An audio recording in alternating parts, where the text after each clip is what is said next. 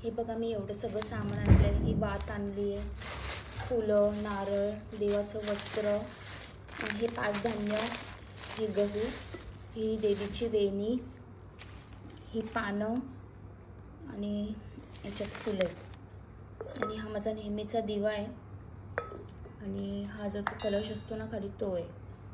तर अशा प्रकारे, आणि ही माती आहे। अशा प्रकारे माझी सर्व तयारी झालेली आहे। आता उद्या सकाळी माझं लवकरात लवकर काम आटपून होईल, कारण मी सगळं सामान आजच आणून ठेवलंय। नमस्कार, श्री स्वामी समर्थ। तुमचं सर्वांचं आजच्या नवीन ब्लॉगमध्ये पुन्हा एकदा मनापासून स्वागत आहे। आज आहे घटस्थापना, त्यामुळे सर्वात आधी तुम्हाला सर्वांना शारदीय नवरात्रोत्सवाच्या खूप खूप खूप मनापासून शुभेच्छा देते। आणि आई भगवतीच्या कृपेने तुमच्या सर्व अडचणी दूर होऊ दे। सर्वांचे जे काही इच्छा आहेत त्या सर्व चांगल्या इच्छा स्वामी महाराजांच्या कृपेने आणि आई भगवतीच्या कृपेने पूर्ण होऊ दे, अशी मी स्वामींच्या चरणी आणि आई भगवतीच्या चरणी प्रार्थना करते। आणि आजच्या व्लॉगला सुरुवात करते। तर आज आहे घटस्थापना आणि मला सुद्धा खूप कामं आहेत आज घटस्थापनेची। तर मी रात्रीच सामान आणून ठेवलं होतं, सर्व तयारी रात्रीच करून ठेवली होती। तर आता मी फक्त उठून घरात क्लीनलीनेस म्हणजे साफसफाई थोडीशी करून घेतली, जास्त काही नाही। आणि ज्या ठिकाणी मला घट बसवायचे आहे तो भाग जो आहे तो मी सर्व व्यवस्थित क्लीन करून घेतला। त्यानंतर आंघोळ वगैरे केली आणि आज माझा उपवास आहे, म्हणजे उठता बसता उपवास धरलेला आहे। मी पूर्ण 9 दिवसाचे नाही करत आहे, फक्त उठता बसता म्हणजे नवरात्रीच्या पहिल्या दिवशी आणि शेवटच्या दिवशी, तर असा माझा उपवास असणार आहे। तर त्यासाठीच मग आता नवरात्रीची घटस्थापनेची जी तयारी आहे तीच मी आता करत आहे। तर त्यासाठी काल माती वगैरे, नारळ सगळं सामान आणलं होतं। आता सर्वात आधी मी देवपूजा करते। देवपूजा केल्यानंतर मग शांततेने घटस्थापना करेल। खरं तर सगळेजण म्हणतात 11:30 ते 12:30 हा मुहूर्त आहे घटस्थापनेचा, पण घटस्थापना पूर्ण दिवसामध्ये कधीही तुम्ही करू शकता, असं काही नाही की मुहूर्ताच्या वेळेलाच करायला पाहिजे। आता प्रत्येकाची मान्यता जशी असते त्याप्रमाणे प्रत्येकजण फॉलो करतो। तर मी प्रयत्न करेल मुहूर्तामध्ये करण्याचा, झालं तर ठीक, नाही तर मला कोणतीही सेवा आपण मनापासून करणं आवश्यक आहे। मुहूर्त बघूनच केली पाहिजे असं काही नाही मला वाटत, फक्त मनापासून करावी कोणतीही सेवा, मनापासून केली तर ती देवापर्यंत मान्य होते असं मला वाटतं। तर मी आता पहिले व्यवस्थित देवपूजा करून घेते आणि मग त्यानंतर घटस्थापना मी कशी करणार आहे तेही मी तुम्हाला दाखवते।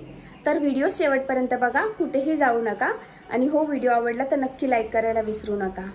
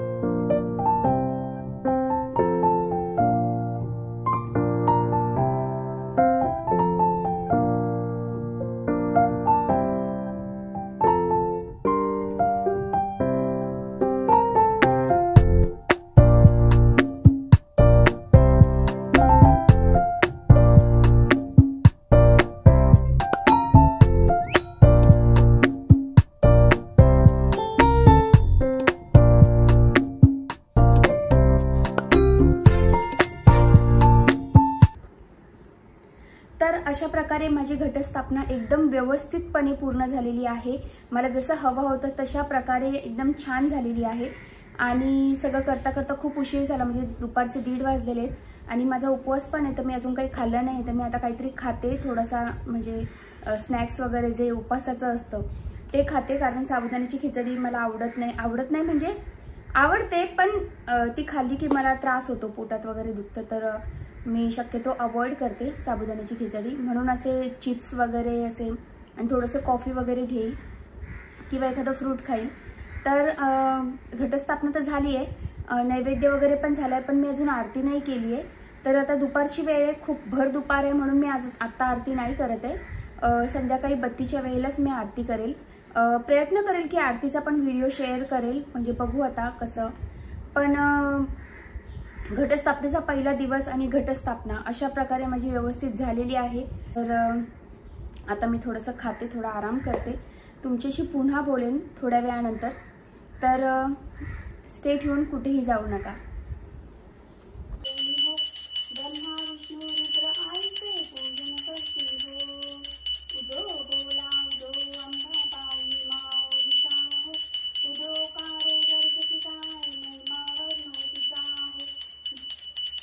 श्री महाकाली महालक्ष्मी महासरस्वती राजराजेश्वरी आई साहेब, बोलंबा माता की जय, बोलंबा माता की जय, बोलंबा माता की जय, बोलंबा माता की जय, बोलंबा माता की जय। माऊ आरती घे।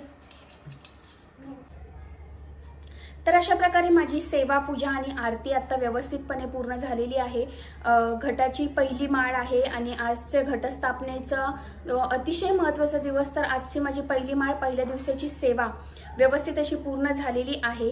तर मी कोणकोणत्या सेवा करते, येत्या 9 दिवसामध्ये मी कोणकोणत्या सेवा करणार आहे आणि कशा पद्धतीने मी सेवा करते, तर ते मी तुमच्याशी शेअर करणार आहे। जर कोणाला जर ह्या 9 दिवसामध्ये आई भगवतीची, देवीची सेवा करायची इच्छा असेल तर त्या करू शकतात।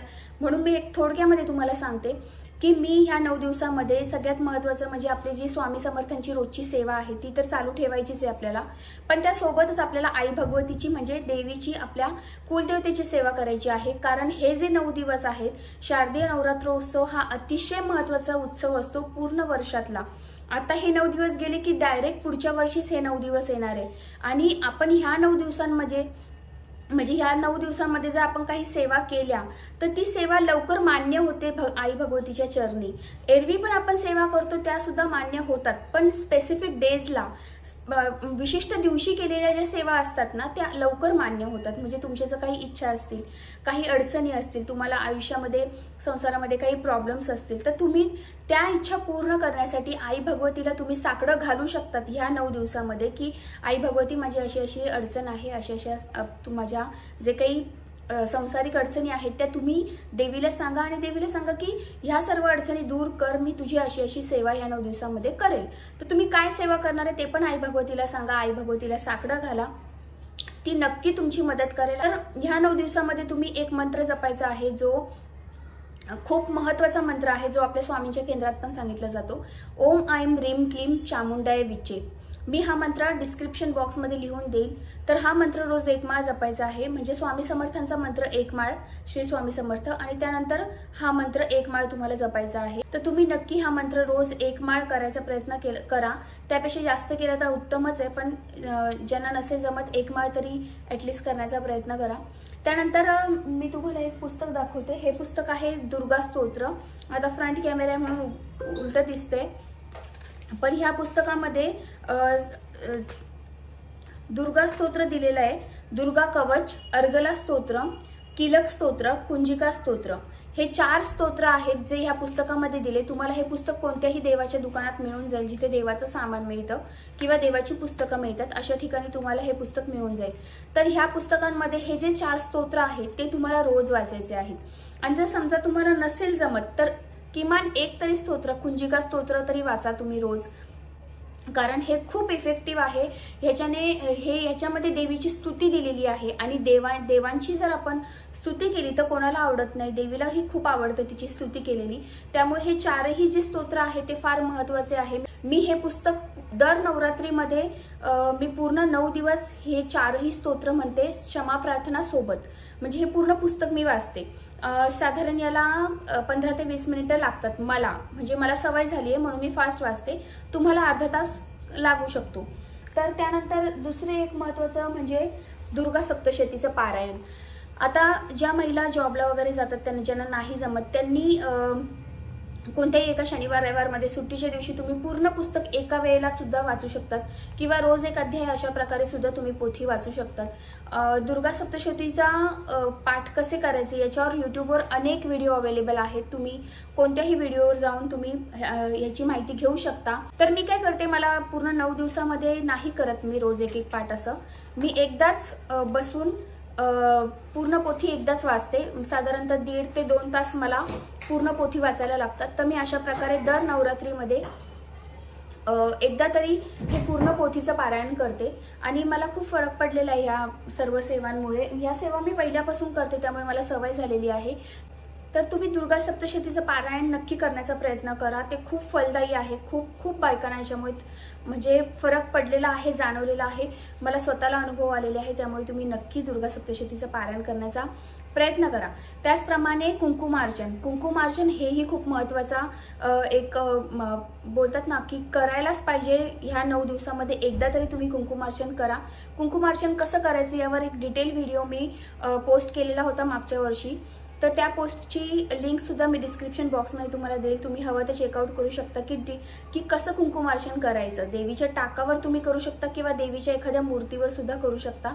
खूप सोपा आहे, काही अवघड नाही आहे, तुम्ही इझिली करू शकता. तर कुंकुमार्चन केल्याने सुद्धा खूप फरक जाणवतो आणि ही अतिशय देवीची आवडती सेवा आहे आणि उच्च कोटीची सेवा आहे कुंकुमार्चन. त्यामुळे नक्की एकदा तरी करा. तर हे नवरात्र वाया घालू नका. जर तुम्ही काही अडचणीत असाल, काही तुमची इच्छा असेल, देवीजवळ विनंती करा, देवीची ओटी भरा आणि देवीला विनंती करा. मी पूर्ण 9 दिवस तुम्ही जेव्हा हा व्हिडिओ बघाल त्या दिवसापासून सुरुवात करा. आई भगवतीची इच्छा असेल तर तुम्हाला हा व्हिडिओ दिसेलच. कोणत्या ना कोणत्या मार्गाने तुम्ही ह्या व्हिडिओपर्यंत, या माहितीपर्यंत पोहोचाल. मग तुम्हाला जेव्हा ही माहिती मिळेल तेव्हापासून सुरुवात करा. कमीत कमी 1 माळ जप मंत्राचा तरी करा किंवा कुंकुमार्चन करा किंवा दुर्गा सप्तशतीचे पाठ करा किंवा हे स्तोत्र म्हणा. तुम्हाला जी काही सेवा जमेल, सर्वच नसेल जमत, जे काही जमत असेल ते करा. पण आई भगवतीसाठी थोडी तरी सेवा नक्की करण्याचा प्रयत्न करा ह्या नवरात्रीमध्ये. कारण तुम्ही सेवा केली तर त्याचं फळ नक्कीच तुम्हाला मिळणार आहे आणि तुम्हालाच मिळणार आहे. जो सेवा करतो त्यालाच मेवा मिळणार आहे. तर असा होता माझा आजचा व्हिडिओ आवडला असेल तर नक्की लाईक करा, शेअर करा, सबस्क्राईब करा. तुमचे काही कमेंट्स असतील, काही सजेशन्स असतील तर ते कमेंट्सद्वारे मला नक्की कळवा. मला खूप आवडेल तुमच्याशी इंटरॅक्ट करायला. तर असा होता आजचा व्हिडिओ. पुन्हा भेटू अशाच एका सुंदर व्हिडिओमध्ये. तोपर्यंत श्री स्वामी समर्थ. श्री महाकाली, महालक्ष्मी, महासरस्वती माता की जय.